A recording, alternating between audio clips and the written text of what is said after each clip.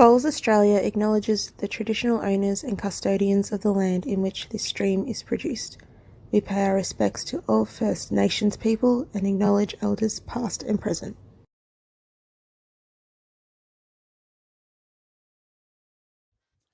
A massive day of bowls yesterday, and we are back again at Club Tweed for the 2024 Australian Indoor Championships. The semi-finalists will be decided today, which is extremely exciting as we look forward to the rest of the week, where we will crown our 2024 champions here on the New South Wales-Queensland borders. There might be one semi-final that might not be decided, but we're excited either way because this morning it's Olivia Cartwright versus Kelsey Cottrell, the 5th seed against the 2022 champion Val Febo. My name, and joining me alongside me for commentary once more is Barry Lester. Baz, welcome back. How'd you sleep?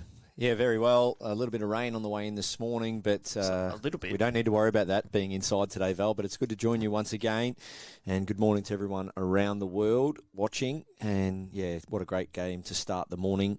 Kelsey Cottrell, Olivia Cartwright. I've watched Olivia right from the junior days and up until now. I remember I ran a little clinic at her club many years ago and just knew that she was going to be a talent and go on with it. And it's great to see her here up against the world's best. Literally the world's best. Crowned world number one in June. Kelsey Cottrell, the inaugural world number one. Her and Aaron Sheriff. And Olivia is a very handy player in her own right. She's an Australian Open champion. Won the women's fours in 2023 with Lara Butler, Chloe Stewart and Caitlin Inch. Yeah, consistent performer, not only across the Victorian scene, but now, as you say, Val, getting up to Australian Opens and performing well. And yeah, it's a big game for her, really. It's not only is she starting to make a name for herself, but there's no bigger way to make a name for yourself in sport in general than beating the best in the business. But I'm sure she has a process just to try and play bowl by bowl and play to her strengths and not be overawed by playing a player such as Kelsey. As you mentioned yesterday, Kelsey said that she didn't have the best prep coming into this in terms of getting the practice in, but I'm sure it won't affect her too much. Olivia was also in that state team that won the Marge Morris Trophy last year, which I think is a massive feather in her cap, considering that it was Victoria's first Marge Morris Trophy win in 19 years, and I can't imagine she would have been too old around 2004. Yeah, brilliant shot, Kelsey. So 2 bowls there, straight down the spine already. And great signs for a top quality match. Another quality day of bowling. Lots of big name players left, right and centre. Looking forward to some matches. I've had a few people message me asking for my opinion on who would win. I'm not even getting that far yet. I don't really have a thought on that because there's so many quality players across the field, and even some players you might not know of that much. You look across the rinks and you're seeing some quality play, so it really is open to anyone's at the moment, but can't look too much far past the great man, Jeremy Henry, last night. Was on fire against a quality opponent, Warren Holt. Kelsey Cottrell looking to get another one in here. She's on a good line again. This is 3 beautiful opening bowls from Kelsey. So just having a look at Olivia Cartwright's birthday, she was born in June 2004, Baz, which means that she would have been a couple of months old when Victoria won the Marge Morris Trophy before last year, and I think that just goes to show how long it took them to get back there, but the fact that she was a part of it is quite special. Yeah, one of the hardest events to win on the calendar is the Marge Morris and the Ellie Shield. It's a great event, one of my top sort of half a dozen favourite events to play in. Nothing better when you can represent your state and come up against the other strong states around Australia. Just representing your state in general, the state you were... Well, I was going to say the state you were born in, but not necessarily. But we see some strong teams out around at the moment. Victoria, New South Wales, Queensland, and gee, the way Tassie and WA and a few other states, SA, Northern Territory perform year after year, you're never safe. And as much as we're hard at it on the green, it's a really friendly, fun event to make some new friends and catch up with old ones.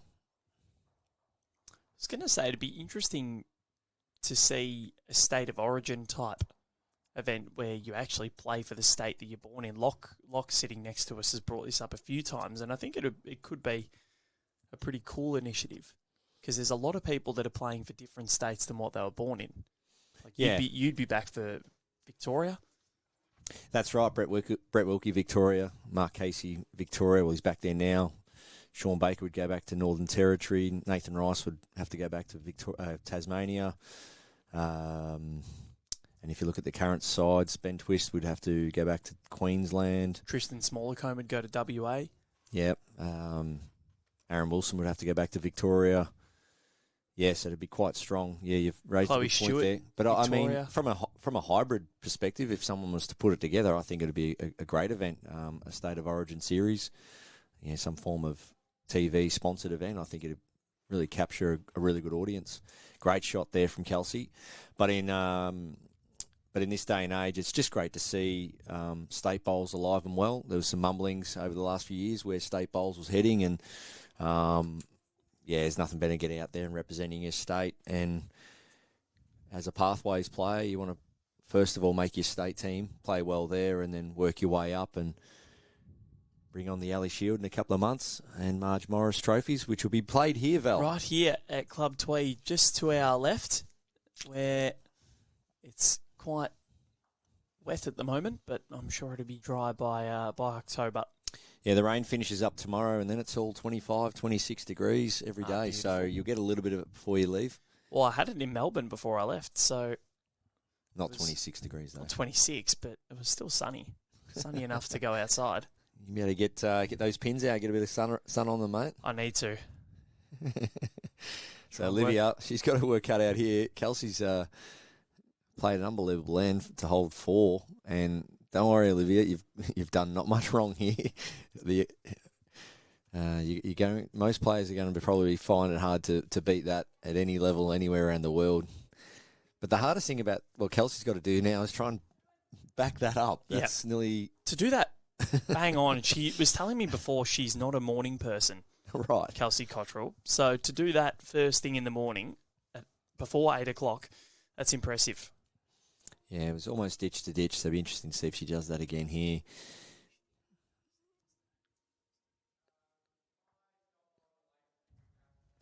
But getting back to the state bowls one, you see a bit of stuff on social media about people shouldn't be playing for other states they weren't born in. Well, that's impossible. You look at cricketers and netballers and all that representing other states they weren't born in. But I mean, if someone was to put a state of origin event together, I'd be all for it. Sounds good, like a five-a-side or something. We'd see a lot of people go back to Victoria, that's for sure. Yeah, Victoria, very strong state, second biggest state when it comes to bowls in terms of clubs and membership, and a really, really strong junior focus right through the 90s. And we think about some great people that have unfortunately passed. Ian Dewar, Bob Middleton, Arnold O'Brien, just recently. If you look at any players sort of in their 20s, 30s and 40s that have gone on to play state bowls, those three gentlemen had a lot to do with the junior development in Victoria. And that's where it starts. People really putting in some time and effort as a volunteer to help the sport grow. And there's been some players go on to be good players and great players in the game, and they are products of these people that have put in that time and effort. And we see that quite often, Val. Players like Kelsey and Olivia, and we look across the greens the last couple of days here, these players have all sort of been mentored or been guided by someone that's put in some volunteering time, and it's so important that not only they acknowledge them, but it's great when they repay them with a big title as well. Exactly right. As these two here, they are putting on a show this morning. Olivia Cartwright's first bowl of this second end, very close to the jack, and Kelsey matches her just behind. So backhand again. Jack length around about 32 metres here. As we see the jack, it's only 2 metres off the tee, and the mat's right back, so it's a long end to start proceedings this morning. Back-to-back long ends. Olivia there just missing height. So far, both players mainly playing the inside hand.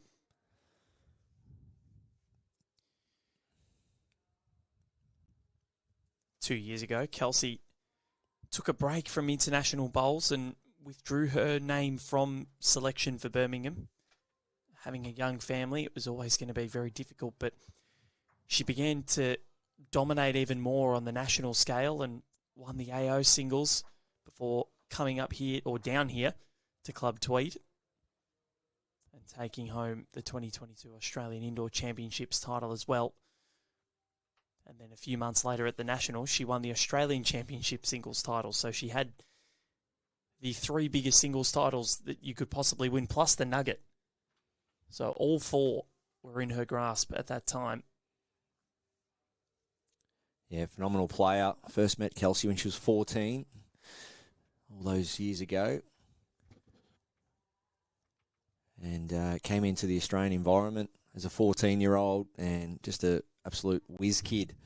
And here she is nearly, 20 years later, and still dominating and doing well. And Olivia, no doubt, would have watched Kelsey on TV and thought to herself it'd be great to be the next Kelsey Cottrell, or aspire to what Kelsey's done in the game. And here she gets her chance today to play against Kelsey and test herself out. And no bigger challenge, but I think it's an enjoyable challenge. No matter what the result is, win, lose, you get to come up against the best and challenge yourself and see where your game's at. And it's good for your experience moving forward. I've always suggested that if you want to improve your game, try and get out and have a roll-up or a training session with the best players in your club and try and test yourself against the best. But time management's the key, Val. You spoke about Kelsey having a bit of time off. As I've mentioned yesterday, for someone like Kelsey to juggle full-time work and raising a family and still be at the top of her game, it's a miracle, really. It's hats off to her and her support team around her and the high-performance team at Bowls Australia to be able to manage their athletes and help them with their careers and so on. So that's a big part of being an athlete, having that support around you. So one shot to Olivia. On the board, 4-1, Kelsey Cottrell leads. She's the only champion left, or former champion left, in this women's draw. Jeremy Henry, the only champion left in the men's draw after the eliminations of Ray Pearce and Samantha Atkinson yesterday.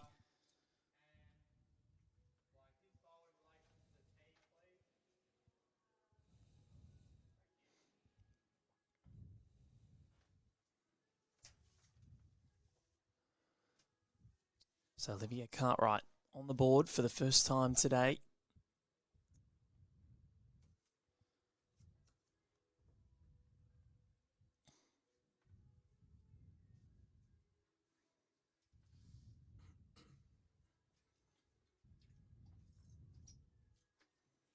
So right down the line there, nice start line-wise from Olivia. Don't mind that. And I like the fact that she has brought the mat up, played that short jack. That's great experience from her. Once again, you spoke about Olivia being a state player for Victoria. And having played around some great players now over the years, as you learn little parts of your game and learn from some of the best, you see things like what she's putting into play here.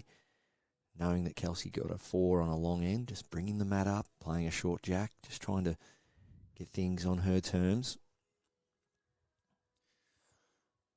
Olivia Cartwright getting through to this round of 16 with a 9-3, 10-3 win over Patricia McGrath of Ocean Grove. Funnily enough, it's her first 2 ends of both of those 2 sets. She was down 3-0 after 2 in the first set. It was 3-all after 2 in the second. So that's when she really started to hone in and run away with things. Kelsey yesterday took on West Tamworth Sports' Shirley Stewart, won the first set 14-1, dropped the second 7-11, and then won the tiebreak 3-0. It was a really tight contest that Kelsey was able to get through. It's what the champions do. So Olivia holding one, this short jack, just Kelsey running past twice. Can she capitalise on that bit of room she has to try and put another one in that she can? So really good little tactic here from Olivia, just trying to play that short jack, break up Kelsey's rhythm. Can Kelsey respond? Just needs to take a yard of weight off.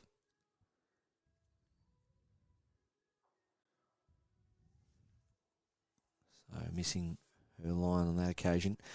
So as we see, Val, 2 ends ago, Kelsey put 4 bowls inside 18 inches. Olivia won the next end. Was really quite aware that she didn't want to put the jack back in the same spot or play the same length. Yep.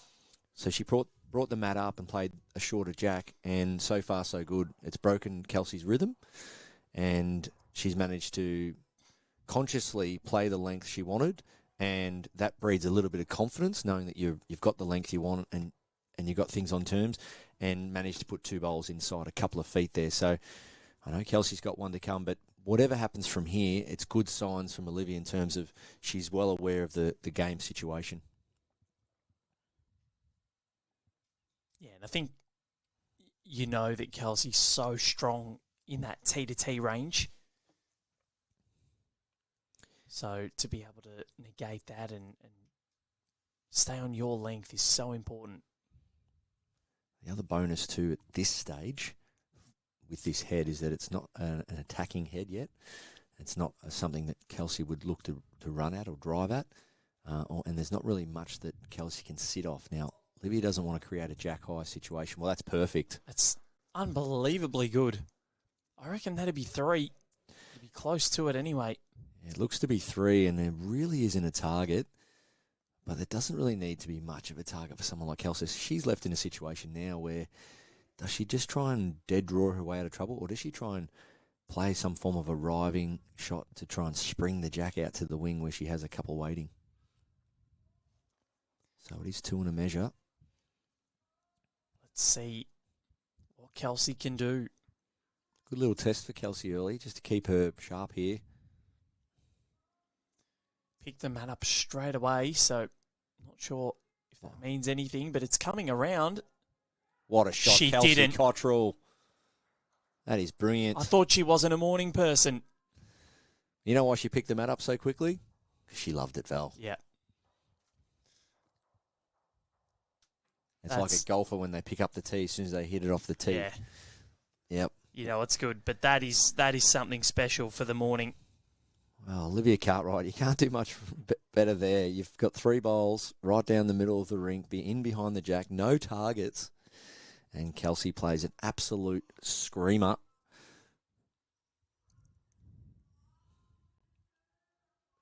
Yeah, a bit of a sort of tip of the hat kind of shot there. You just got to say, too good, well done. Tap the leg.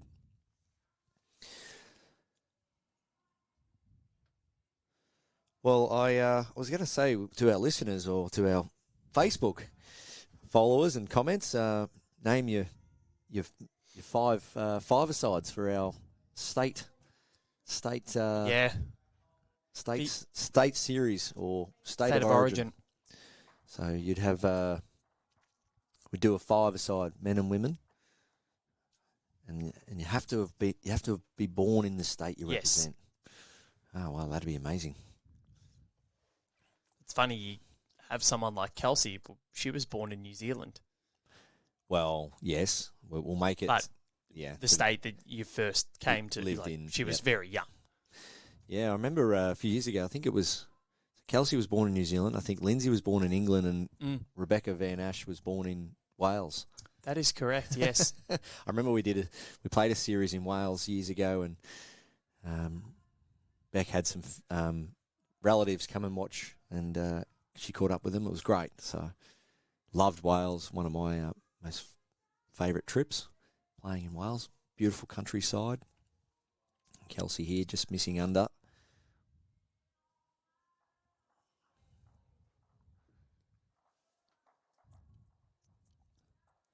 So this one will be 33 metres. Jack just only a metre off the tee, so another long end. Kelsey going long and not quite picking it so far.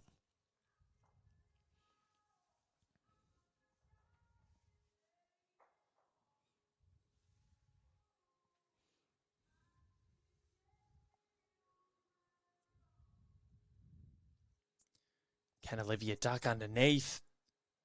Just got the edge. Still one to the Moama product.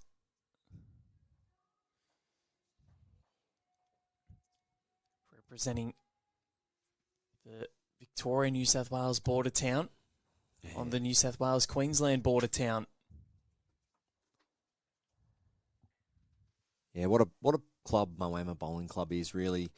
It's only going from strength to strength now that they've got the great man, Kevy Anderson, there. They do, and Stewie White as well. He's here watching. He's here as the coach of Jacob Brighton. Yeah, with Kevin and Cassandra leading the charges there. And of course, you can't forget Swanee.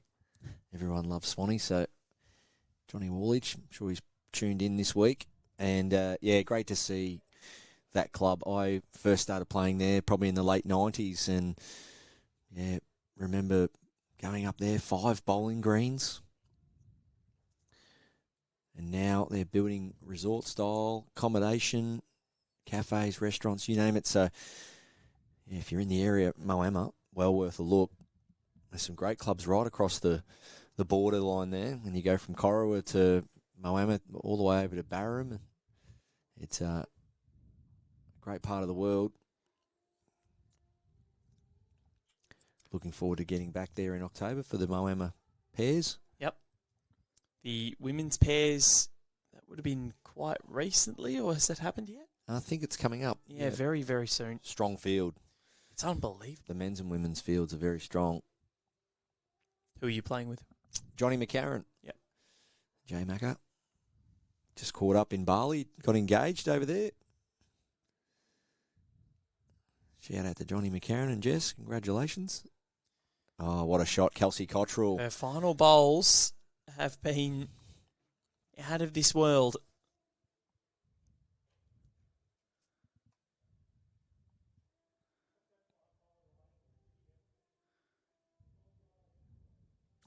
So Olivia Cartwright. Previous end, held 3. Kelsey came up with the goods with her last bowl. Can Olivia do the same with her last bowl now? So I love that again. You hear me speak about that a lot. I can't recommend it enough. Standing at the top of the head, visualising, getting a feel for the shot, and then going back and trying to execute it. So I'm sensing quite solid weight here. Enough weight that she can get the jack and take it into the ditch. Or if she's slightly under the jack, dislodge both the shot bowl and the third shot bowl of Kelsey. So she removes both yellow bowls and stays. She can make a 3 here. So nice tall stance, Olivia. Good follow through. Released it right out the front. Needs it to hold. Well, she needs it to, clear the front now. She's all over it to there. Well, just That's edging the front. So close. I thought she looked tight early days, but held nicely. Great effort from Olivia.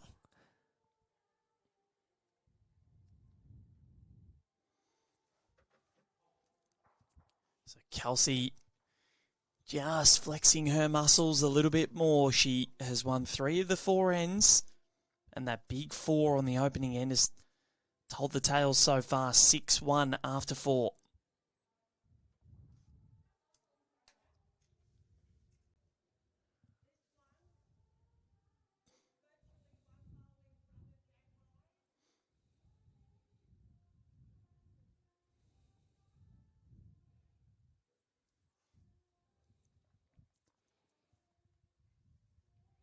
So I jumped in the car last night driving home, Val, I did get your text. and I pressed play on the Spotify. And what was playing? Sugar Ray. For those that missed yesterday, we were making some puns and during the Ray Simpson match, and yep, it was. And yeah, you showed us during the broadcast.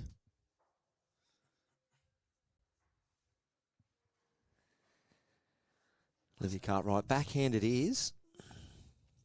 And once again, we've seen this from Kelsey Cottrell, rolling long jacks, playing long ends. I always think of Lena Ahmed, 2002, Manchester, from Malaysia. That's a brilliant finish there from Olivia. Great shot. Going ditch to ditch on the slow greens in Manchester and winning gold, and then backing up in Darebin on the slow greens 4 years later, ditch to ditch. And basically just set a new program or a platform in bowls, really, for people that want to be good in singles and want to be able to match it with the best. Well, you've got to be able to play every length and be comfortable with it. That's the key. Whether you see a short length or a long length, the first thing you need to be is comfortable with it. And the easiest way to get comfortable with it is you need to train it. The hours you spend just having a roll up and setting cones or setting different jack lengths. Yeah, Karen Murphy, her saying is you got to learn to be comfortable being uncomfortable, and I can't agree anymore. Even elements, sometimes you got to go out and practice in the elements, a little bit of rain or some heavy wind. So when those conditions present themselves come game day, it won't deter you from your performance. Olivia just needs a clear run now. Wow, good attempt. 2 good shots. Kelsey here.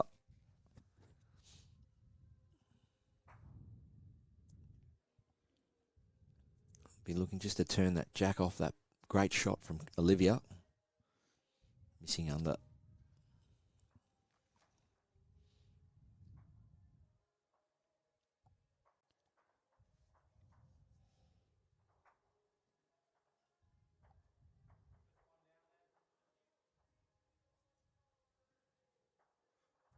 What about you, Val? You enjoyed the Olympics? Yeah, I did. It was really good. The sleep deprivation was not great, but it was a pretty good event.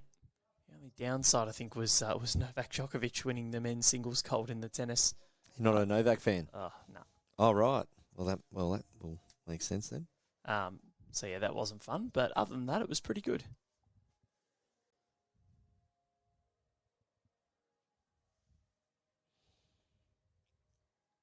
Yeah, I didn't see any of the tennis, but saw a little bit of the golf. I don't reckon I watched any of the golf at all. I saw a bit of the surfing, actually, because there was just nothing else on. Scotty Scheffler, yeah. When I went to bed, John Rahm was 6 shots clear or something. So. Yeah. Oh, really? Kelsey Cottrell, she's close. Half bowl here. Almost. So barring catastrophe here, Olivia Cartwright will get back on the board. It's funny, though. The Olympics is that sporting event where you become an expert on something that you've never watched before. And you watch the diving and you start critiquing the divers while you're sitting eating chips on the couch and being an absolute slob. Help me, though, Val. Yep. Apparently boxing, you can't be a professional and compete in the Olympics. Is that right? I believe so. But other sports you can. So yeah. It must be rules for certain sports. It's not a blanket Olympic rule. Yeah, it is, yeah. Because when you see the professional golfers in basketball, tennis players, but in boxing, there must be their rule that you can't be a professional boxer and compete in the Olympics. Rightio. It's interesting, isn't it? It is. Well, I think there's an age-old debate as to whether those professional sports should be there. Olivia needed to be careful. Yeah, it's she okay. Played it well. Made 2 of it. So right back in the hunt here is Olivia. Matt down right up the front. 6-3. Clear program here from Olivia Cartwright. Wins the end. Matt up. Jack short.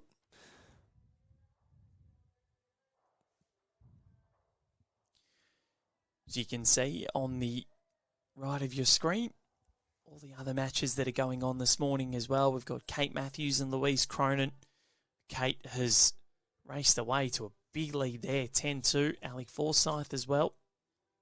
Jack McShane locked in a battle against Michael Stevenson, was down 4-3 just before. Yeah, good player.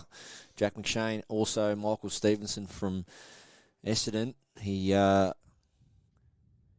Scottish, played the Scottish development or Scottish level international bowls. Been out here for a little while now, so that should be a great game. Jack and Michael. And I'm just looking at the pace of some of these games. Yeah. End 8, Kate Matthews and Louise. They've played 8 ends. Well, she's motoring along at the moment, Kate Matthews. She scored 35 shots already across her 3 sets so far, or 2.5 sets. She hasn't even finished the third. It's remarkable. So I look at that, Val, and I'm just thinking if Kate is successful here and does go on and win the game, well, I don't actually know without looking, but I'm suggesting that Kate is dictating the pace of that game, and it's a high-paced game. They've played 8 ends, so... Well, they're actually moving into the second set now. Well, there you go. So, if you're studying your opposition, you got to be conscious of these things. Trying to... someone's getting their tail up, all of a sudden they're winning a set by 10 shots, 11-2 or whatever, 9 shots. You're trying to break up their pattern, slow things down, make sure you get things on your terms, maybe visit the head a few times, and you see these little patterns in games, and sometimes it's hard to reflect or dissect while it's happening. And I saw yesterday quite a few players, as we see Kelsey come down and draw the shot, just stand on the bank and have a bit of a drink and so on. That's sometimes where you just get that little 10 or 30 second moment where you can just do a little reflection or a little dissection of the game. And sometimes you've got to be conscious of the pace of the game. In your practicing and in all your training and the way you normally play the game, you might come up against someone who's really quick and you find yourself playing your game to the pace of their game. And it's important that you don't get trapped up in that. So I think Louise, knowing that that's been a fast-paced game and she has lost the first set, maybe needs to try and slow that game down a touch and make sure she really does keep it on her terms. Not a bad effort there from Olivia. I got caught up in playing against Ryan Bester a few years ago in a game of singles, and he's quick. Steve Glasson, my coach at the time, was watching, and I was lucky enough to get the win. But after the game, Glass and I had a little debrief and said, Baz, there was well done, but there was a few ends there. You could clearly see you were just playing at Ryan's speed, and you got a bit caught up in that. And there are little tactics you can implement to stay on top of that, and in singles you must play the game on your terms. So Olivia Cartwright, tricky situation. She is 3-6 down and 1 down on the head there, but it's that back bowl of Kelsey's is the scariest one. It's trying to play enough weight to get the shot and not spring the jack right back. I think we'll be looking at about a yard of weight here. So that Kate Matthews, Louise Cronin match that we were talking about, the winner of that will play the winner of this. So that one will hold a lot of weight there. What has Olivia Cartwright got? Oh, she played perfect weight. Good attempt. Slightly under. Well, what she has done, though, is decreased the room for Kelsey. I think Kelsey's aware of that. And that's probably the biggest plan B in bowls. If you can't get the shot, eliminate the room for your opposition as much as possible.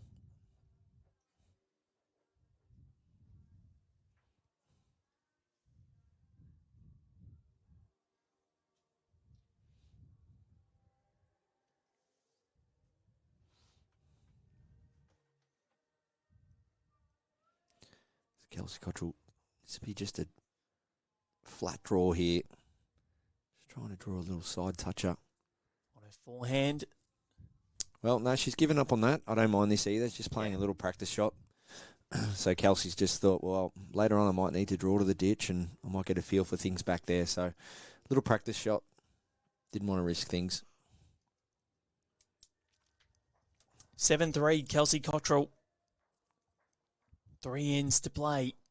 That big 4 on the opening end has been the telling score so far.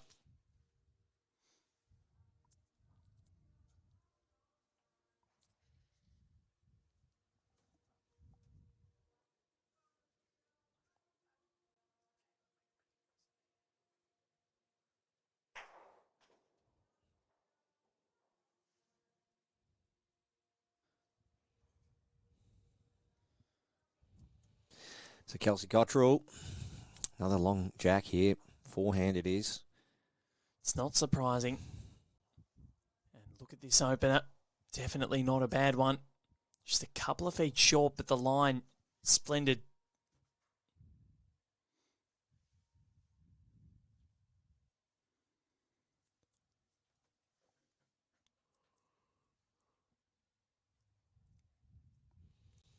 Olivia Cartwright, this time 2 ends ago, her opening bowl was a back flat toucher. Can she do it again? Not far away here.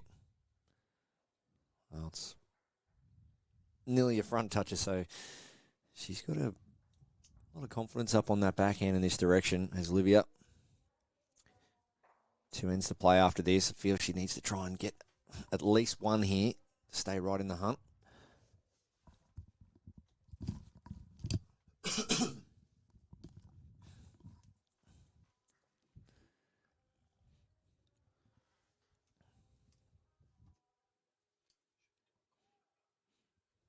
Kelsey Cottrell switching to the backhand herself. Just try and trail that jack off or sit the bowl. A mighty attempt.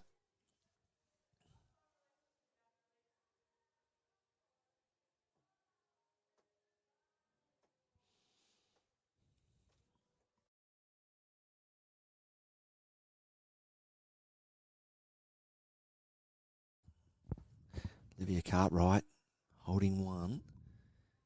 Got about 2 feet of room to add another one here. Can she replicate her first bowl? Start creating a little bit more pressure on Kelsey here. The forehand is pretty much shut down for Kelsey. Well, Olivia Cartwright, that is great bowling. This backhand is treating her well so far. Kelsey Cottrell, there's not a lot on. I think she's got to go back to the forehand here. Work her way into that split. Turn the shot bowl onto the jack. And if all fails, get to the tee. She's chasing after this, Kelsey Cottrell. She needs to clear the front. Can she get the split and stay? Yes, she can. Has she got the shot? Well, I think she has. Effort. It's close. What a bowl, though. No, still Olivia. What an effort. Well, Olivia Cartwright's put 2 bowls inside a couple of inches of the jack. Kelsey Cottrell's gone forehand, backhand, then back to the forehand. Played a great conversion, but not quite successful. But sets up a good head for her last bowl. Good option for Olivia to walk down here. Now let's just see where she stands. You can see Olivia there. Back around to the front. Just assessing the situation, look at all the pros and cons. I call this a risk assessment. So you want to look at where the jack may end up if Kelsey springs it. What happens if her own bowl leaves ahead? Will she be 2 down? So just summing everything up here. Never want to play anything blind. You want to be fully committed to every shot you play.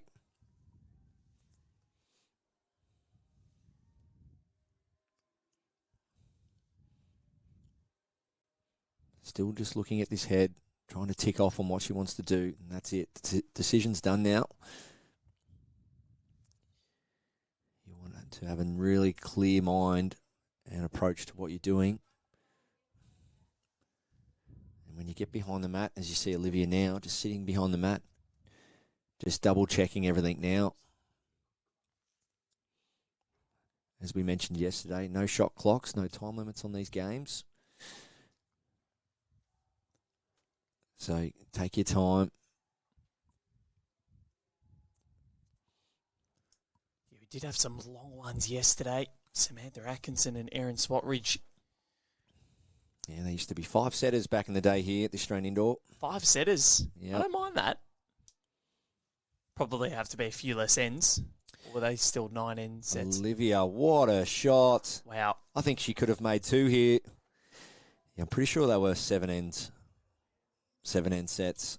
My first Australian Indoor, I definitely played 5-set game here. 2 for Olivia. That is massive. Yeah, it's a brilliant bowl. Just turning that nearest bowl of Kelsey Cottrell's off the jack and just steering her way up to the jack and drawing another. So Kelsey Cottrell, I don't think she really needs to play much different to her previous delivery. Forehand, about 10 feet away, just looking to land her nearest bowl through the split.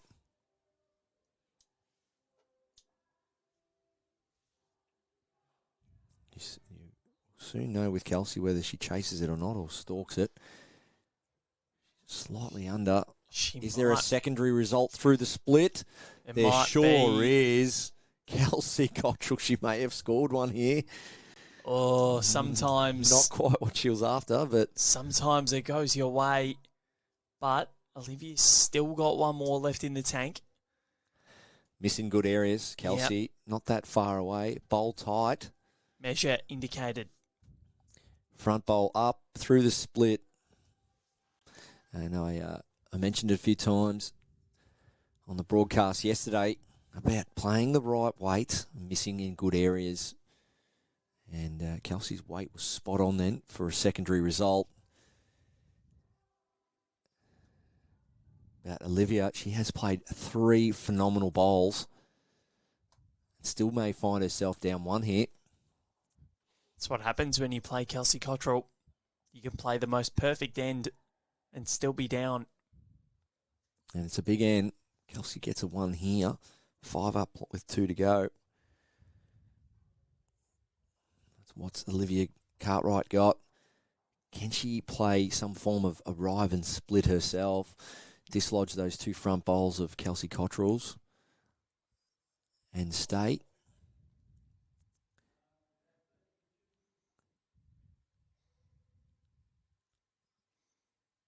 One shot, very, very important here for Olivia if she can get it. 3 down with 2 to play, very gettable, especially the way she's been playing this morning.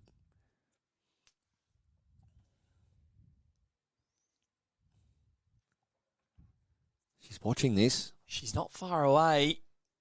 Needs to get down. Is it going to get there? It's just going to hang out deep, so we'll get the measure here. What a great standard of lawn bowling this morning.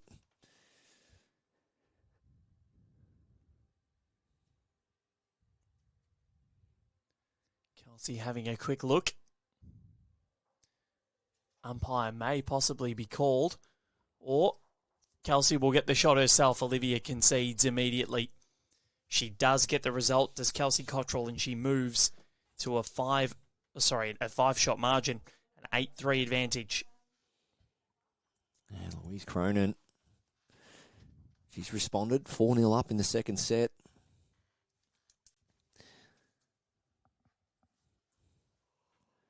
See a couple of games going on. McShane versus Stevenson. Well, there's only one in that with 2 to play.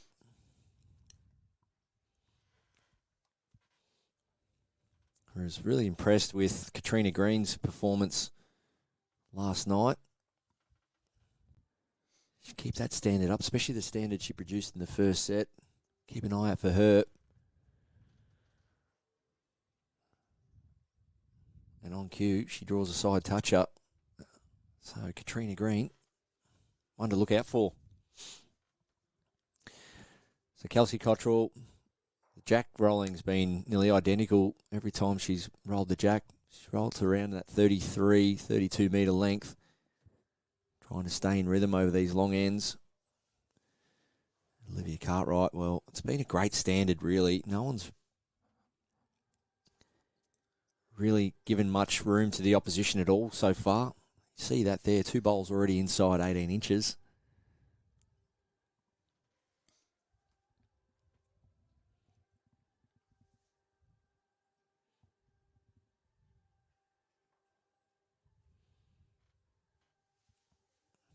Backhand again, Kelsey Cottrell.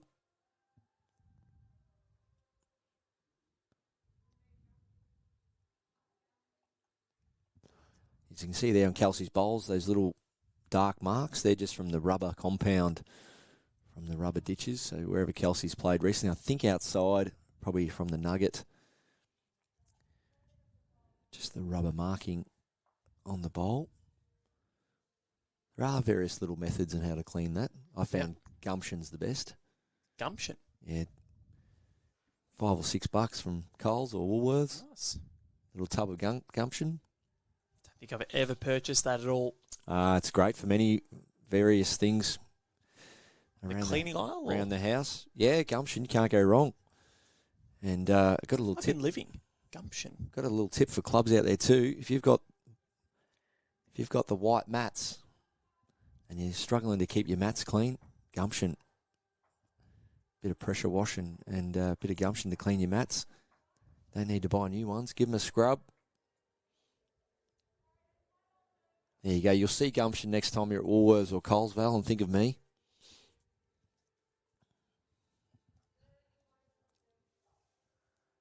I will. Always, Baz. I always think of you. So Olivia just falling short there.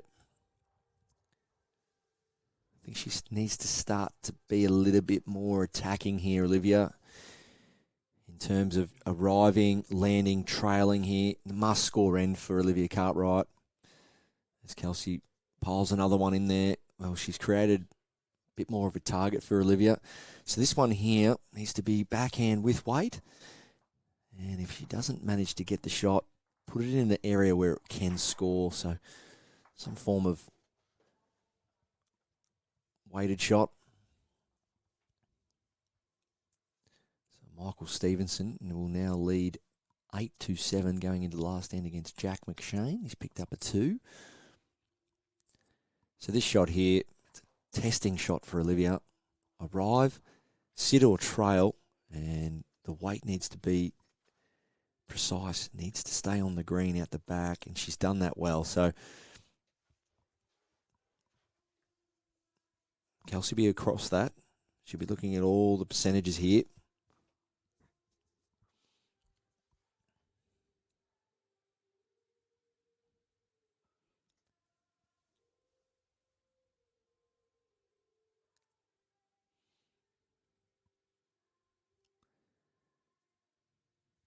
Kelsey Cottrell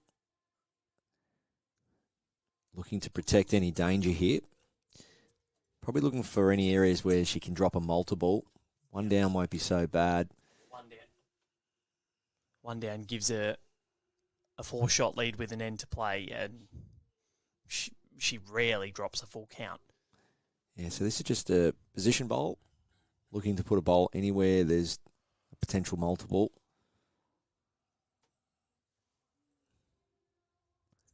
Pretty good.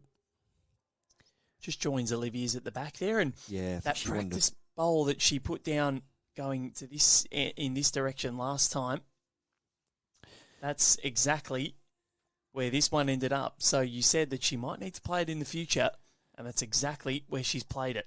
Yeah, good point, Val. Well spotted. Yeah, ideally, if you can, throughout in a match situation, whether it be pennant or what have you, if you don't need to play your last bowl, doesn't hurt to play a practice shot. Just get familiar with something, maybe a blocker or a back bowl, or try and draw to the ditch. So Olivia Cartwright, this is her opportunity now to try and make a couple.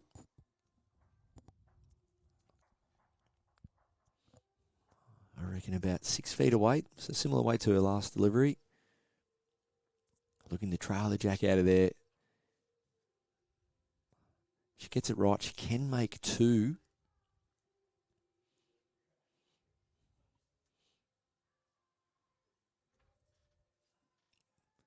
Arriving, needs to hold on.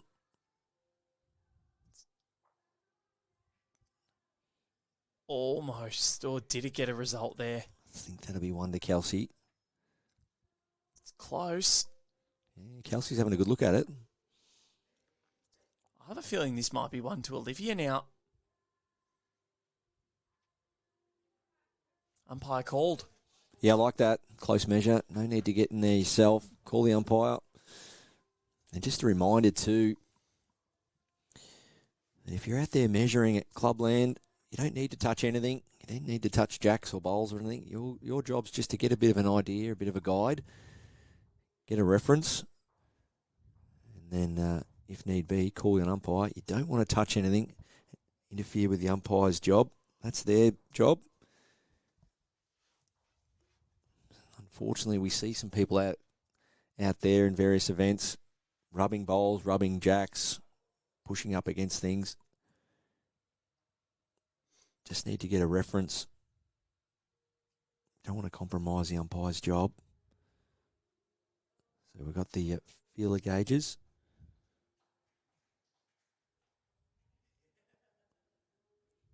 Great technique. Look at that. Hands on the ground. Nice and steady. Here we go. Who will it be, Val? I have a feeling it's Olivia. There you go. I would be right. The set is still alive. So a little bit of a fortunate result there for Olivia Cartwright, but she'll take it. 8-4.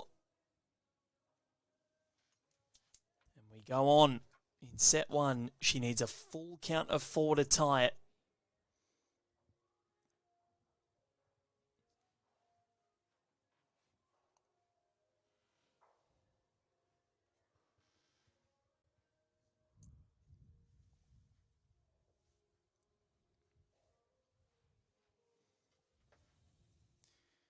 Let's see what Olivia Cartwright can do. Her eyes will probably be more fixated on the second set and try and get some momentum going in there. Kate Matthews, 11-2, 5-4 lead over Louise Cronin. She could be the one that faces off against the winner of this. What a match that will be either way. All four players that are vying for that semi-final spot. All very good players.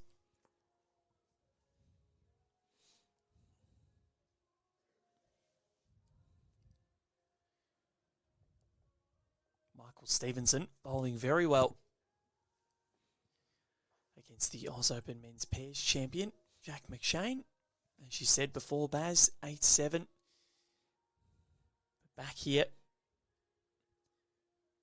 Olivia holding sway early in this final end of the first set.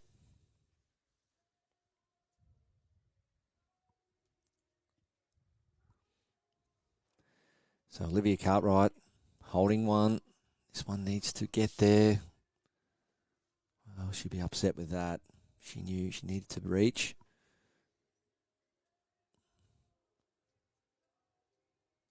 So now, if she really wants to go after that 4, she needs to look to turn that front bowl up now and run up herself. So it needs to be some form of attacking draw. Kelsey, she knows, she just needs to get one in behind. So if that bowl's not third shot, Olivia may look to sit that wing bowl of Kelsey's. Yeah, good call. Asking who's got second.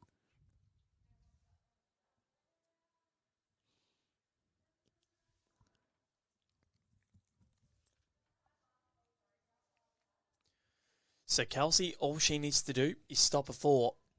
Yeah, and you can see Olivia here. I'm loving this. This is great. Just stopping for a moment to once again, just assess the situation. She's thinking about all the little angles and all the positions that she needs to try and create this number. I think she needs to be, whatever she does, she needs to be playing enough weight that if she connects her front bowl, it turns up into the head. She sits that back one. She's not out of this. Well, there we go. So she has 3 of the 4 nearest bowls. As it sits, if she does sit that wing bowl of Kelsey, she can make 4, but I'm sure Kelsey will be in here changing this up.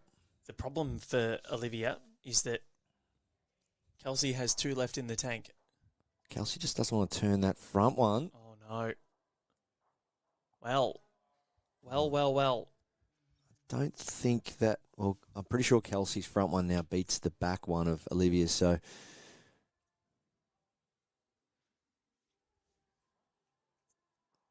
Olivia looks like she's really planning and trying to figure something out. It really comes down to now who wins 4th shot. So either Kelsey's front one at 1 o'clock or the back one there of Olivia's over there at sort of 6:30, 7 o'clock. So I can't see how she can make 4 now if she doesn't own 4th shot. But maybe come down and sit the nearest bowl of Kelsey's and then try and trail the jack. So there you go. That's about all I can see. It is on. So let's see how she goes. So forehand, looking for the inside half of the yellow bowl and then to trail the jack on the exit. Olivia Cartwright. Well, she's got to the bowl. It's a big attempt. So it was to try and sit that and then get the trail on the exit. But that'll be only 1 shot and set. Yep, and Kelsey said, don't worry about it. I'll take the set myself. I'm not going to bowl that final one. So Olivia pushes it down to Kelsey. They'll confer, and it is 1 to Cartwright. So an 8-5 first set to Kelsey Cottrell. But Olivia will take a lot of solace in the fact that she was able to win those last 2 ends. Oh, right in the game, really. You take the 4 out first and... Well, it's close, yeah. Olivia got the only other multiple in that set. Kelsey only scored 4 singles after that 4. Yeah, and to be fair, as I mentioned earlier, Val, that 4, no one in the world is really expecting to get inside that 4. So, and that's what Kelsey can produce. But to Olivia's credit, she's played great. She's been right in every end. Jack McShane and Michael Stevenson, they've split the first set, Baz. Well, we're on par. We're on par for everything we saw yesterday. Unbelievable. Another drawn set. A drawn set every session yesterday.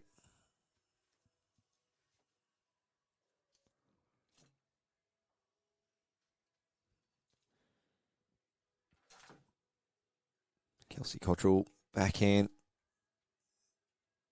33 metres. 1 right near it, only 2 feet away.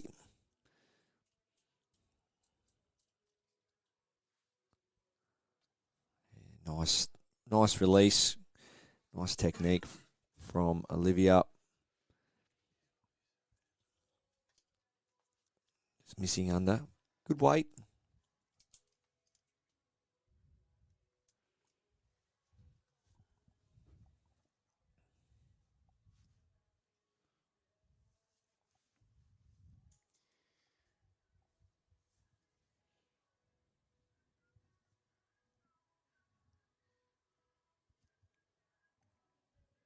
Kelsey again in the zone.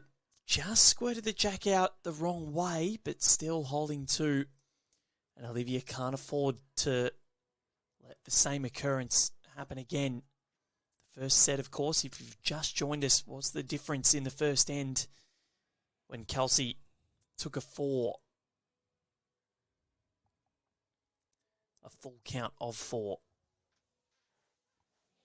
There you go. I've got a message from Greg Brown, bowler back in Victoria. He said, I've been looking for a way to clean my bowls for a long time. He's heading out to buy some gumption. There you go. So, are you getting commission from gumption? Well, maybe I should give him a call. Well, you've literally just given them a sale, so not much room for commission on a low selling priced object. But, true, but still. Anyway. 5 cents for every gumption bucket sold. But I must admit, I will be serious for a rare second. These white mats, they do get dirty. A lot of clubs out there looking at their mats thinking, how do we keep them clean?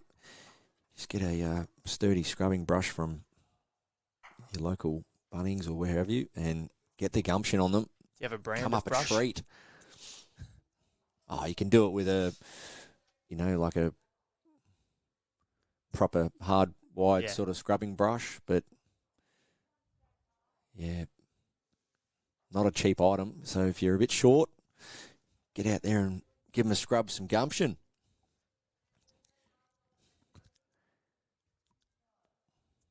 And your jacks, you can clean your jacks with them too. Does everything.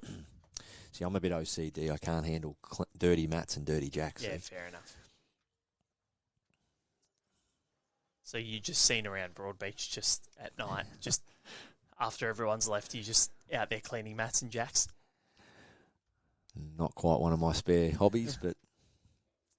So Olivia Cartwright, trail the jack here for 3, or sit the second shot bowl of Kelsey Cottrell. Just missing high. Love that speed, though. Great home.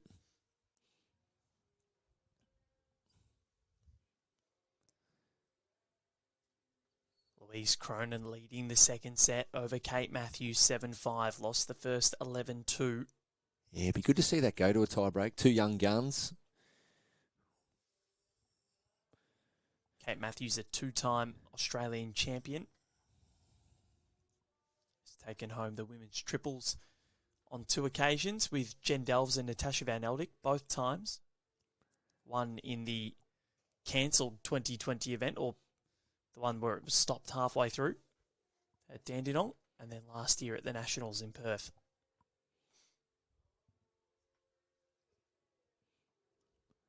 Kelsey Cottrell, she can see that there is, a couple of options here for her. Trail this jack herself and take it away from Olivia. Jack down the lines 4. Or sit the bowl. She's going to turn it. Well, she misses, but that's a good home from Kelsey. Great weight. I think Kelsey may feel she's down with that attacking draw shot.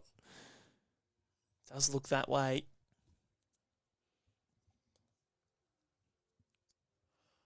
It's a good head of bowls. Pretty much every bowl around jack high or beyond.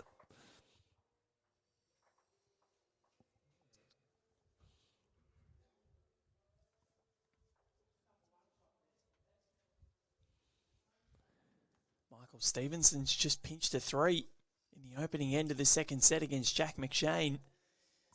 Jack was my pick to win the whole thing, so be very interesting to see if he goes out early. I just can't believe the speed on the game between Matthews and Cronin. They're into their 7th end of the second set. I know they didn't play maybe the last end of the first set, but even the speed of this second set, both players rocketing. And as I mentioned, that's something to be aware of. The person who has to play against those players. Olivia Cartwright. I reckon she'll take the one. It's her 3rd end in a row.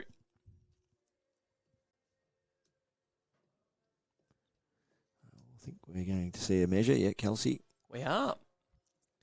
Grabbing her tape. I'm calling it. 1 to Olivia. The bowl laying down 9 times out of 10 usually comes up with the goods.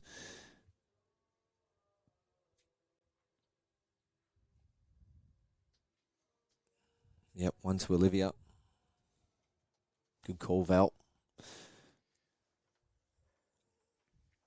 So, Olivia Cartwright, 1-0, second set. Lost the first 5-8. This is where Kelsey had her troubles yesterday, though, against Shirley Stewart. Won the opening set 14-1 and then went down in the second and won the tiebreak with 3 singles.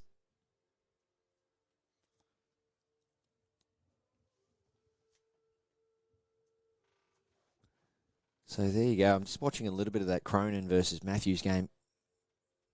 And I've just watched the pace on that game. Kate Matthews was on the mat before Louise Cronin's bowl was coming to rest.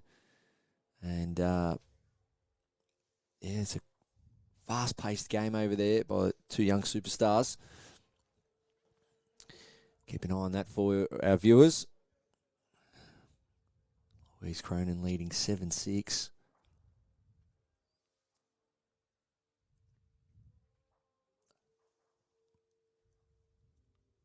Kelsey Cottrell just needs to clear that front one of Olivia's. And not quite, so just turning that bowl down. Close for shot.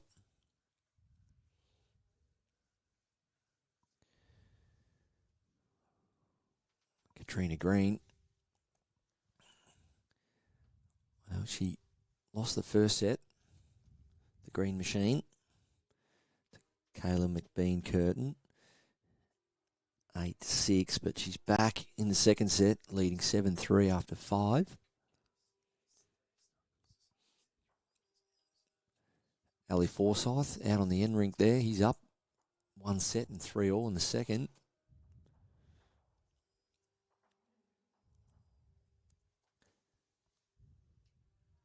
Kelsey Cottrell, probably 2 feet of room to count here. Needs to clear her front bowl. She's done it very well. It's a great shot.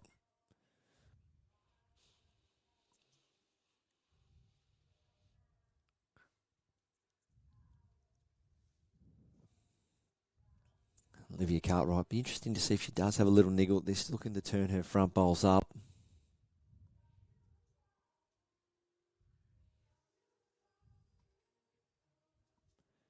Needs to hold. She's achieved the backest bowl, so that might give her a little bit more confidence to play weight with her next.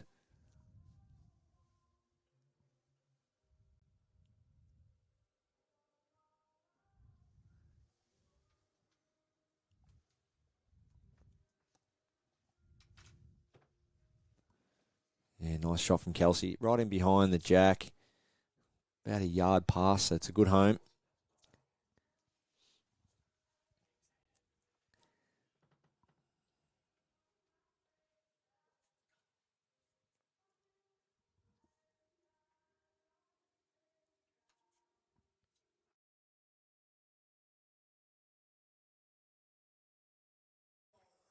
Olivia Cartwright.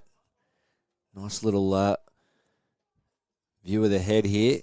Standing front and centre. Having a good long think about this one. As you said, Val, winning 3 ends in a row. She wants to keep the momentum going.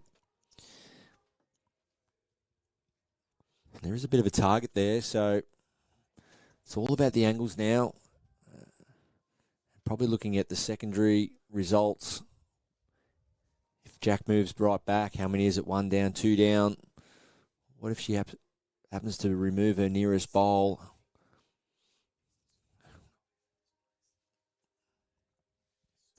For me, I feel it's backhand, arrive about 6 to 10 feet away, turn her own bowl up onto the shot bowl or Jack. Probably needs to add 5 to 6 feet on her previous delivery. She's done that. Definitely firmer weight. It's a tough hand to play weight on, though. We've seen that the last 2 days. A lot of people finish high when playing weight on that hand. But good intent from Olivia. It's a big end for Kelsey. You're right, Baz. Because the momentum, while she won that first set, she lost 4 of the last 6 ends. So it's interesting. Jack McShane has pulled 3 straight back against Michael Stevenson. That one's a bit of anything you can do, I can do better.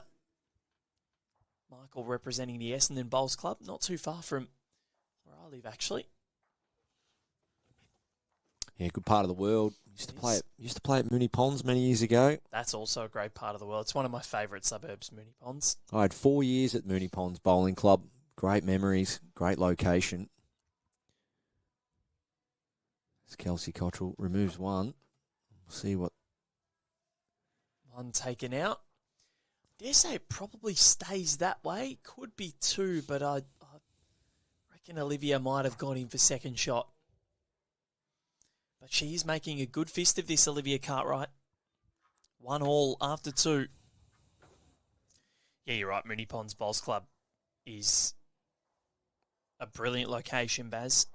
Yeah, one thing that they've done well, and I really encourage other clubs to do, is they're a multi-purpose bowling club. They looked at all their strengths, and that was location and facilities. And when they're not hosting bowls events, they're doing wedding receptions and barefoot bowls events and 21st as well. I've seen many of them driving past and walking past barbecues. Yeah. So it's one thing a lot of bowls clubs have in common, Val. They have large clubhouses with function space, and there is a lot of profits to be made out of functions and making yourself a multi-purpose venue. And Moonee Ponds do that very well. Well, if you do head down to Melbourne, head to Moonee Ponds Bowls Club or Queen's Park. There's cafes, there's the Bowls Club. It's honestly, it's sensational, the location. Yeah, good memories. Very fond memories playing there. As we see Kelsey Cottrell, well, she's scored one, put the mat on the tee, and now the jack is on the tee. So this is the longest length of this match so far. Let's see how Olivia responds to this ditch jack length. And yeah, the Essendon Bowls Club lies adjacent to Windy Hill, famous spiritual home of the Essendon Football Club, and big changes happening there apparently. Amalgamation, I heard. Yes, Essendon and Buckley Park and Maribyrnong Park. Yeah, well, Maribyrnong Park is it's quite sad that they were in a prime location. I don't know if you've seen that Bowls Club before, Baz, but yeah, that was our Australian Jackaroos training camp location leading into Glasgow 214. Yeah, right on the Maribyrnong River. A great spot, but unfortunately, tough times, I think, with COVID, and Buckley Park the same. So all three clubs will merge. It's good for the game. There were a lot of bowls clubs built post-Second World War. Bowls clubs popping up everywhere back then. And now we find ourselves with clubs joining forces to be interesting strengthen things. I like it. It's good. It is, but it's just sad. You Obviously never like it's sad. to see. Yeah, no doubt. Yeah. There's no doubt. You don't want to see any clubs close their doors, but I mean, it's great to see them show the initiative to join forces with another club. Exactly, but it'd be interesting to see what they do as Kelsey just squirts through what they do with the site of the Maribyrnong Park Bowls Club, because that is prime real estate right on the river. So keen to see what happens there, but it's it's good to see at least they'll live on in the memory of others. Yeah, I'd have one big, huge 80-inch TV designated to slide photos across day in, day out of the history of all three clubs. Agree. And, really make sure that they preserve that. Needs to be documented. Olivia Cartwright, this needs to reach. Needs to find a way here. Well, not quite. So a yard short on the line. Kelsey's going to have a good look at this to see exactly what the situation is. It's a hard one. It's a three-way tape from here. Kelsey having two of the three nearest, which gives her the option of maybe looking to sit Olivia's bowl out. Sorry, Val. Winner of this to take on Kate Matthews. She is through 11-2, 8-7 over Louise Cronin. So that's pretty much played in an hour, that game. Yeah. Wow. That is lightning quick. That is fast. No mucking around. Kelsey Cottrell, backhand draw. She can touch the jack. She may make 3 shots if she gets it right.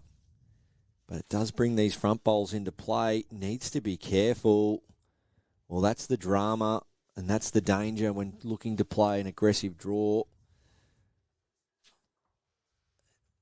The weight required to trail that jack is also the weight that promotes Olivia's bowls. So Olivia Cartwright now holding at least one.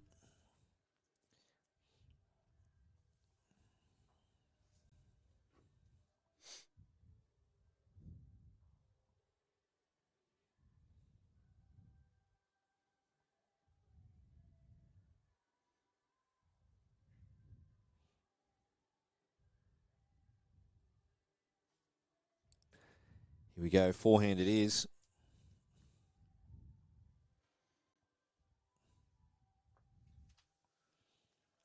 Can Olivia Cartwright add to the count here?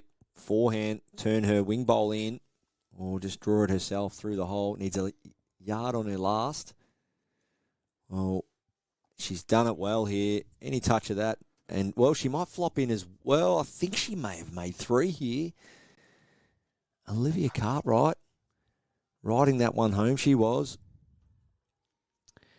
And 3 it is. Big pickup. That is huge. That is, and that could be the catalyst for Olivia Cartwright to go on and possibly push for victory here, because she's won 4 of the last 5 ends, and she's now picked up more multiples in this match than Kelsey Cottrell.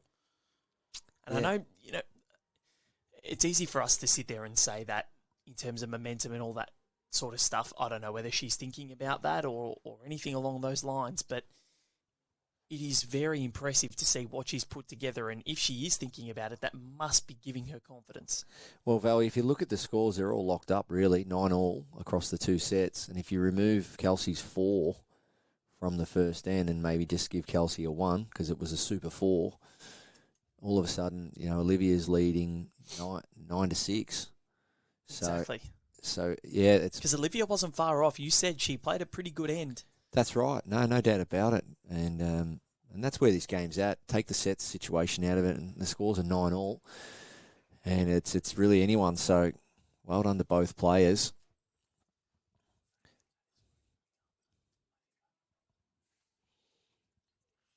Kelsey's played so well on this forehand in this direction, and that is no different to what she did that first end when she picked up a 4.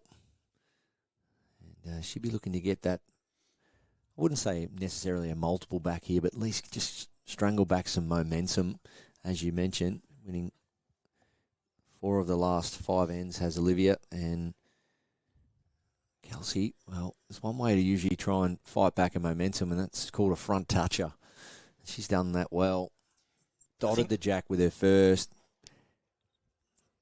I think for Kelsey, she needs to get a multiple again. The fact that she's only scored in singles since that first end of the opening set. This is the 13th end of the match now. So this is where she'd love to just get a score of more than 1 on the board. And she's pretty much played that bowl perfect. Now, to our viewers, you might say, well, wait a minute, Kelsey looks to be 2.5 feet away there, but that jack, if it's moving anywhere, Baz? Exactly. If the jack's, if the bowl's bumped or Olivia cracks an egg on that shot bowl, it spits out to Kelsey's last bowl, but she can't afford to frame it either or box the head up. When you've got a front toucher, ideally, you don't want to go making this a bigger target. You've done the hard work. You've drawn a front toucher. Olivia needs to get down. Well, that might have snuck in for second. That is a brilliant response there, because if the egg is cracked... So you can see, yeah, so that's just the experience of Kelsey there. She sees that big gap between her shot bowl and Olivia's last bowl, and she doesn't want to fill that gap. So she's switching to the forehand. I think you'll see her just try and draw another one in behind the shot bowl here. She's played it perfect, so that will count and cover any trail. So pretty much a perfect designed head here from Kelsey Cottrell. So great for her confidence moving forward. It will be. I think we may see big weight from Olivia. This is probably her biggest bowl of the match now, because Kelsey's got an opportunity. If she clears them both, she could make a couple and get a bit of a trail on that jack back as well. We saw this weighted shots from Olivia earlier in the game, backhand runners. I think it's time to do it again. But it's got to be enough weight that if the front shot bowl connects with this second shot bowl, that they both can remove themselves from the head. Whereas if she only plays sort of 10 feet at it and gets half the shot bowl, it'll lock in and stay. So I think it needs to be quite firm here. Look for both bowls clean for 1, or shot bowl onto jack, kill it and win the tee. I think we're going to see some firm weight here from Olivia. As you can see, when she plays her weighted shot, stands a bit taller, Nice forward release, just missing under. So a chance here for Kelsey Cottrell to respond immediately with a 3. This would be at a very opportune time. Now, Jack McShane and Michael Stevenson cannot be split 8-all, 4-all. Kayla McBean-Curtin and Katrina Green. McBean-Curtin won the first set 8-6, down 7-8 in the second. They're on the final end. Katrina holding shot, 6 inches away. And Katrina Green, of course, we streamed her last night against Ray Simpson, but Kayla actually lost to Samantha Atkinson in the first round last year. Was the only player to have taken a set off her. That was in 3. She took the first set in that opening round. Kelsey Cottrell adding another one. And there it is. So another big multiple for Kelsey, and both been in this direction. But more importantly, she stems that flow. 4 apiece after 4 in the second.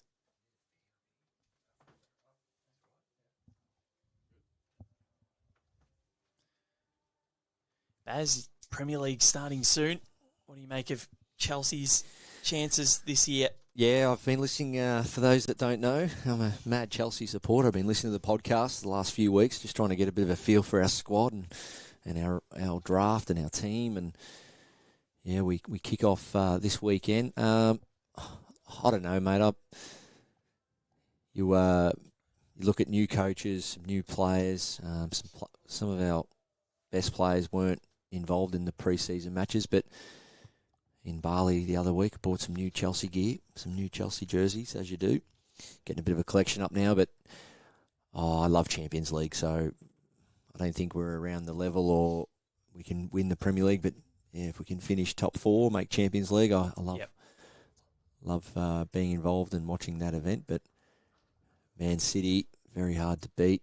They are, but you've got Kukurea in defence. He Yeah. had a great Euros. He sure did. Yeah, it was good to see him, 1, get picked and then 2, have a good Euros. Kukurea. Did you see his little TikTok video? Yeah. Singing his own song? Yeah, he's a character. I loved it. I love the Premier League. My brother, mad Liverpool. I'm Liverpool as well. And I'm probably my second team's definitely Tottenham just because of the Ange Postecoglou situation. As Kelsey comes down there, works off that front bowl of Olivia's. It's close for shot. Yeah, Monday morning the 19th, I think our first game is. It's a tough one staying up to watch, but I really struggle if I go to bed, then get up at 3 or 4 in the morning to watch, and then going back to bed. You can't. No. Especially if you lose, it's shocking. Nice shot there from Olivia. I like that. That's a nice little bit of insurance, a bit of security back there. If she looks to play any kind of weight with her next 2 deliveries.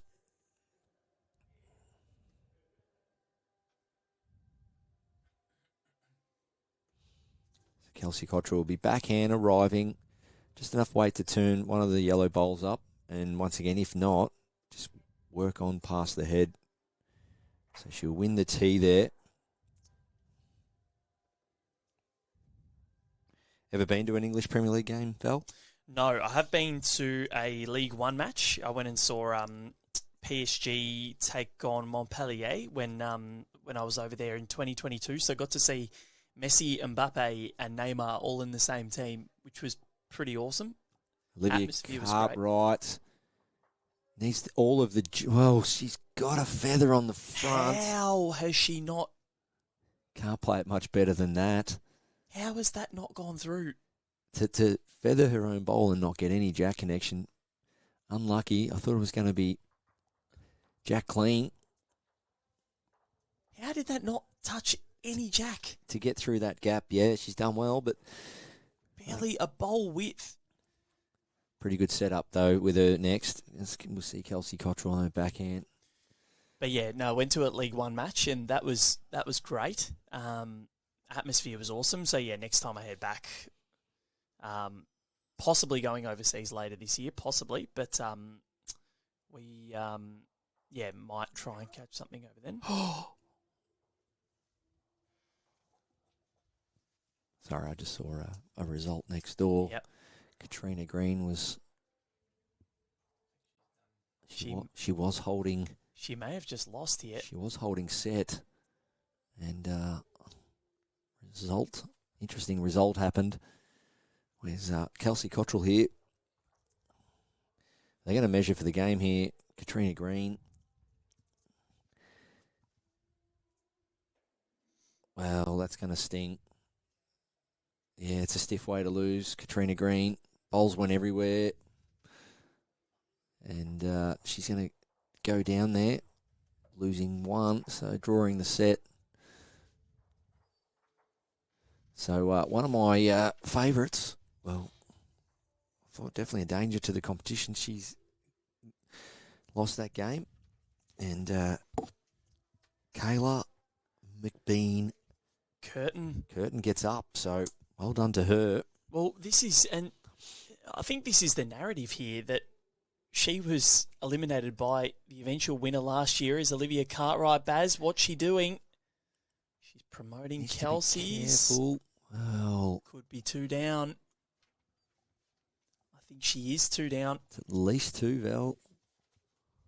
Go and have a look at the third here.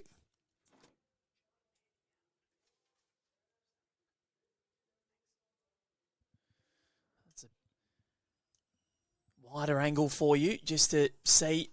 It's close. 2 it is. 2. So Kelsey Cottrell, after not scoring a multiple for 12 ends, she's got 2 on the bounce here, a 3 and a 2. And from 4-1 down, Barry Lester, 6-4 ahead.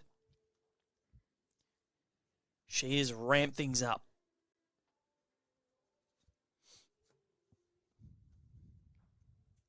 Yeah, it's a big moment now in the match. We're 5 ends in. Cottrell leading 6-4.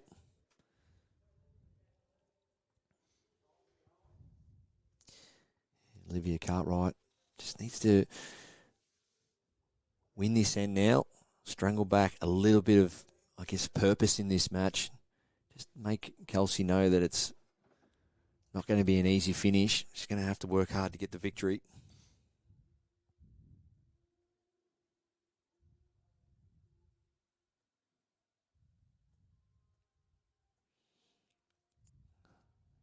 Kelsey, beautiful weight, just missing under. And Olivia, as we've seen all match so far, persisting on this backhand, playing it so well. Nice opener again. Just gripping onto Kelsey's first bowl there. Nice starter from both players.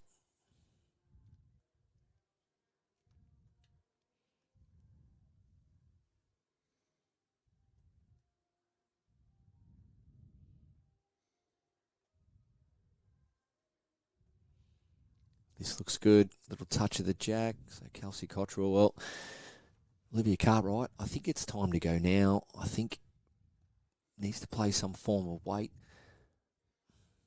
I think to the tee, though. Oh, she's actually playing backhand here. Must be big weight then. Jack is vulnerable on the forehand. So backhand with weight, looking for both bowls here.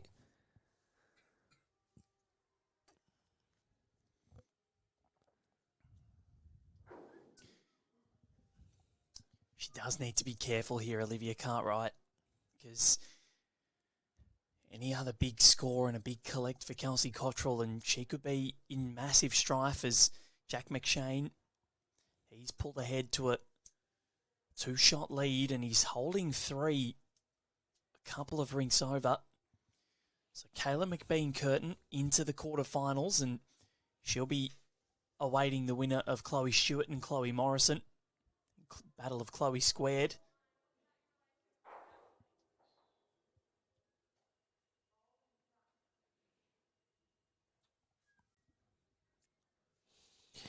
Olivia Cartwright, big moment here. 3 down. Needs to get the jack out of there. Well, she's backing the weight off here. Must be looking to try and sit and stay here. She's stalking it. She's in the area. Not far away. But as we've seen Val so many times, well, she's turned her nearest bowl up. It's probably still 3. How many times have we seen bowls finish high out there on that backhand? Out there especially, you're right. So where does Kelsey go here? She's got to put one behind if she can. So just that target is right there for Olivia. So Clayton Holcomb and Chris Ramage, their games come to an end with Clayton Holcomb getting the win there. Chris Ramage had a good win yesterday as well, but he's done. Kelsey Cottrell, well, it's one of those ones, Val. Do you try and play the shot first, trail it out of there? Or do you just go to the back, right to the back, nice and deep, and make Olivia play a hard-weighted shot? I think you got to ask the question of Olivia. If she's good enough to answer it, then perfect. But I think if I'm Kelsey, I'm going around the back. And I'm waiting in the wings, and that is where she's gone. Is it going to stay up? It sure is. Deeper the better here. That's perfect. Wins the tee and not nice and close to the edge. So Olivia Cartwright, does she elect to play that hard, controlled weighter game, or rip right through the head? Maybe grab the jack, put it in the ditch. This is definitely one of those moments where you've got to play to your strengths. Sometimes the head will present what you think should be the shot, but you've still got to look to play what works for you. And if Olivia's confident playing a backhand runner here, well, go for it. But as we've said, Val, you don't want to get too high on this hand. It will stay out on you. So Olivia needs to hold. Is it going to... Well, this is getting dangerous now for the Moama products because Kelsey Cottrell, she's like a shark. When she smells blood, she goes in for the kill. And she now leads it by 5, 9-4 in the second set. What a response from going 4-1 down. She has flipped this match on its head.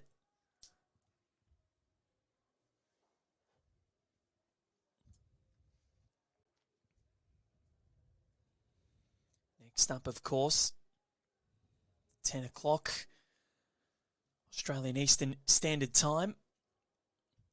It'll be, well, barring matches finished, but I think everything is going to get done. We've only got 3 ends to go here. Same with Jack McShane and Michael Stevenson. So I dare say we'll be starting on time. Stephen Pell and Joshua Ingram. Round of 16 men's action.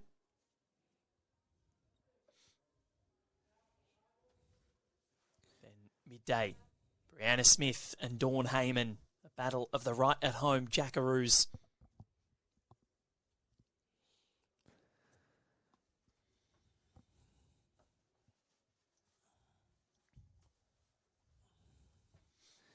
So Olivia Cartwright, first couple of bowls so vital here. Done well, that'll be enough for shot. So Michael Stevenson holding one, a couple of rings over. Jack McShane one to play.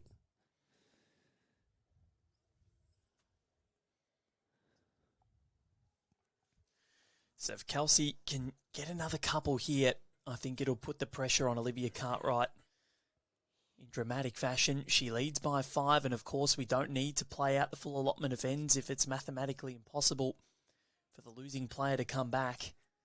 And Kelsey doesn't want to play that full allotment. She wants to be done before the 9th end. She's going the right way about it, that is for sure.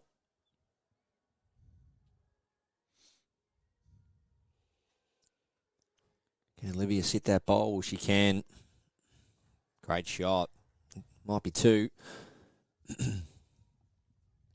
So, games like this, when it's chasing 5, we spoke about it, Val, about reversing the score. Yeah. You know, sometimes you've just got to say, well, okay, I'm a set up and I'm 9-4 up, but I've got to be tenacious. I've got to treat it like I am down and searching for some shots. And Kelsey Cottrell just draws a side toucher.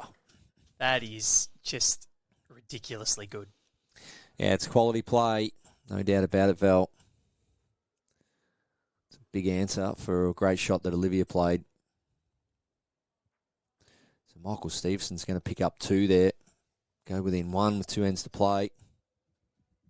Cracking match over there. Will we see a double drawn set?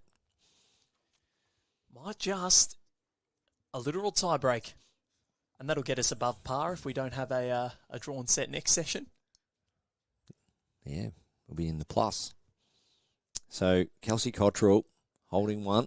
Have a look at the replay there of her side toucher. You know when she gets that trot going that she enjoys the track that the bowl is making. Yeah, out of the hand quite often with the really good players. You see, as soon as they let it go, they know. Kelsey Cottrell. She can draw another one here. Makes it very difficult for Olivia. Backhand it is. Doesn't want to spring it though. Doesn't want the outside of her own. Well, that's a good nearly result. perfect. And that is 2 at the moment. So what does Olivia do here? She's surveying it. What's going through her mind, Baz? Yeah, this is where you'd love to be able to nominate the kill. You really would. Wrong event for that because, yeah, she can go quick for that last bowl of Kelsey's and kill the end and replay it. But those days are gone of replaying ends in many singles formats, and you've got to deal with the conditions that are being 2 down at the tee here. So does she look to play it really neat and try and trail the jack out of there, or does she look to drive both bowls out, first and second shot bowl, out of the head where she has the next 3 counting? And if Kelsey maintains a 2 here, well, that's a 7-shot lead with 2 ends to play.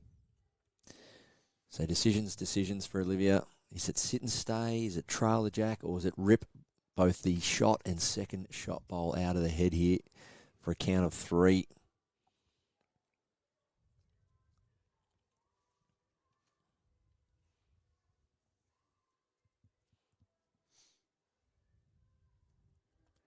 It is big weight and not quite the release she was after.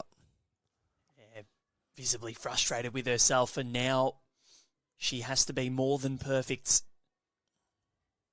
Ali Forsyth, he's through as well. We haven't touched on that. So Kelsey Cottrell, she'll take it 2.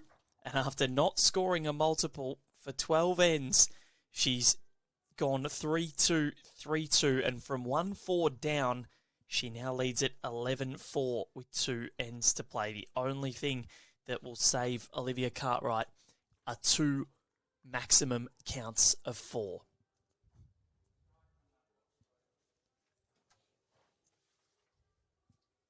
So, looks as though Kelsey is on her way to the quarterfinals to set up a showdown with Kate Matthews.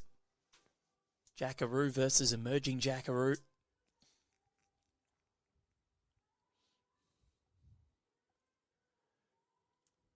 Kelsey runner-up in the Golden Nugget a couple of weeks ago to Natasha Van Eldik.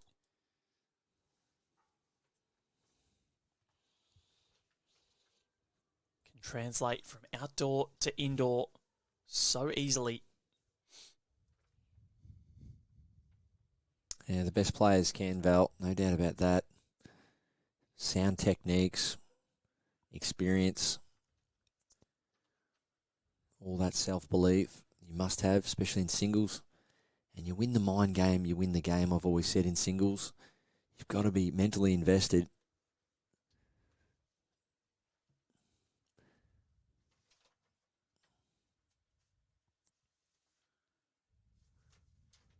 The venue's just getting a little bit quieter as we're down to the last 2 games out on the green here. Jack McShane, drawn first set, leads the second set 7-6. Just played a weighted shot, missing high. Kelsey Cottrell drawing another. I think Michael Stevenson possibly holding 1. It's very close. Well, if he's holding 1 and he's got another bowl to play, he potentially playing to win the game here.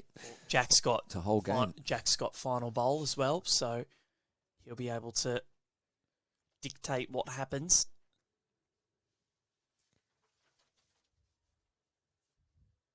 But this is such an interesting battle between these two.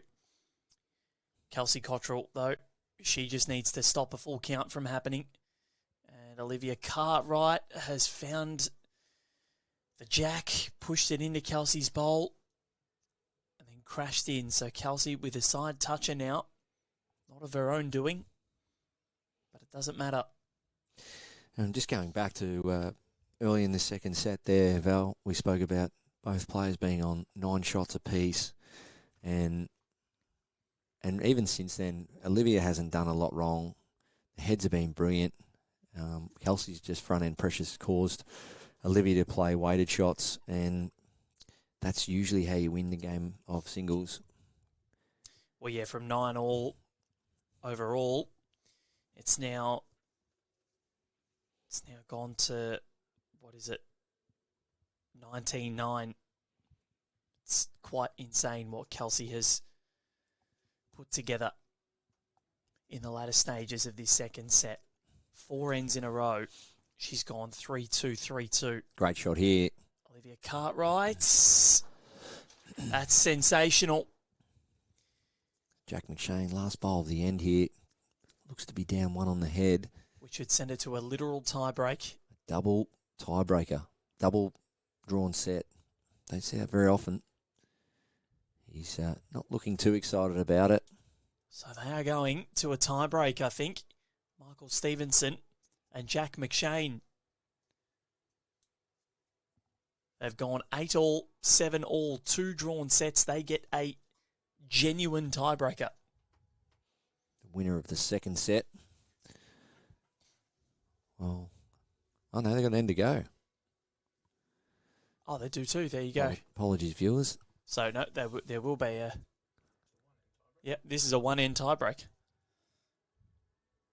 A 1-end shootout, unless they're both touching the jack. Yeah, interesting, actually. You don't see this very often at all. Last end of the second set, all square, so it's basically this end to decide the match. Olivia Cartwright holding one there. Little touch around the corner. Try and finish on a high.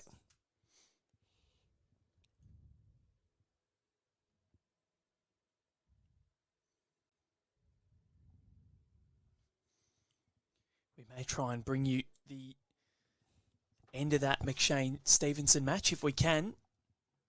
Locke will head down. He try and move the cameras.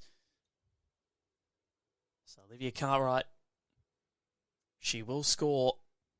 It'll be a 1, but it'll be Kelsey Cottrell who moves through to the quarterfinals once again, as she did in 2023 and 2022.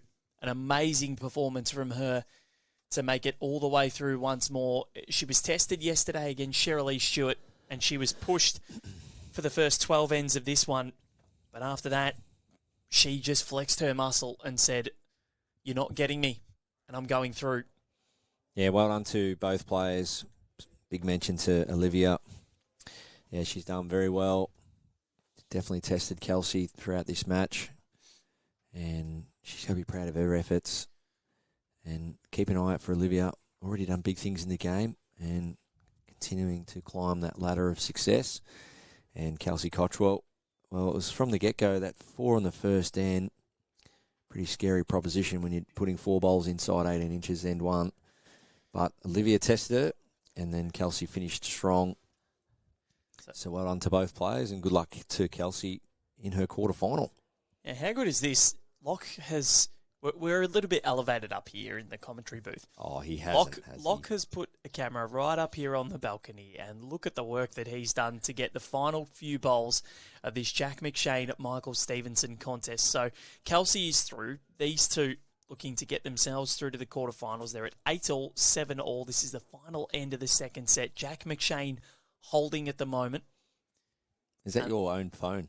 You've just put it on a tripod and said, "I'll join in with the fun." Gone straight into the app. Click, click, click, bang. Lockie, you are the man. Yeah, if he gets a phone call, then just put it on flight mode.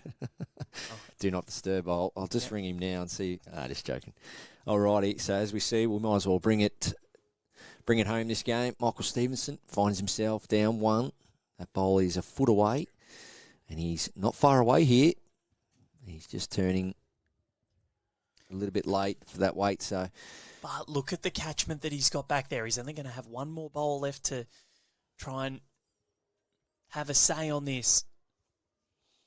The Essendon products, they've already had a pretty good year on the national stage with Kobe Cromie winning the under-18 boys singles title at the Australian Open. What a match that was, Barry. 18-8 down against Travis Moran, and Kobe somehow came back and won.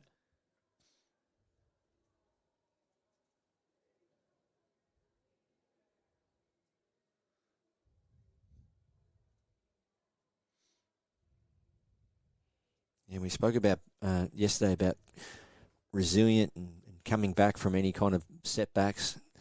Travis Moran, 18-8 down, leading 18-8 in the Australian Open under-18 singles. Didn't get the win. And then only 6 weeks later, 2 months later, comes back and wins the Australian Junior Golden Nugget. Yeah, that's so impressive, isn't it? And that's a great sign of a player that has a lot of self-belief, can overcome setbacks. And it's good to see these young superstars out there marching forward with their game. And as we see here, Jack McShane, he just doesn't really want to go near this head. Michael Stevenson, well, he's trying to play some kind of arriving shot. Is this it? He's narrow, so not the best end for Michael there to finish with. Bit frustrated with himself, but boy, oh boy, did he make a great account of his skills and ability. Jack McShane, one shot separated them. He won't bowl that final bowl. He'll go through to the quarterfinals of this competition. Jack McShane, the AO men's pairs champion. He loves doing it on the clutch stage, and he will be very impressed with that. But that's all we've got time for. Barry Lester, thank you very much. It's been an absolute pleasure, and I'll see you in about 20 minutes' time for our next round. Good work, Val. Thanks, mate. So Jack McShane, he's through. Importantly, Kelsey Cottrell, she is through as well to the quarterfinals. She'll face Kate Matthews. But up next, it's going to be a really interesting clash between the man that conquered Ray Pearce in Stephen Pell. Really looking forward to seeing how he goes and how he backs up. And he is going to be taking on Josh Ingram of New South Wales. Looking forward to that clash. Coming up right after this on Ringside Live. Arrow, used by world champions Kelvin Kirko, Corey Wedlock, Aaron Tees and Aaron Sheriff. Swirl, Arrow's new colourway, easy on the eye and in over 65 colours. Arrow's enhanced grip allows you to go up 1 to 2 sizes, shaped to give maximum comfort and control. Made in Australia, machined with robotics for unparalleled accuracy. Arrow provide the most accurate of bowls. Arrow, same line every time.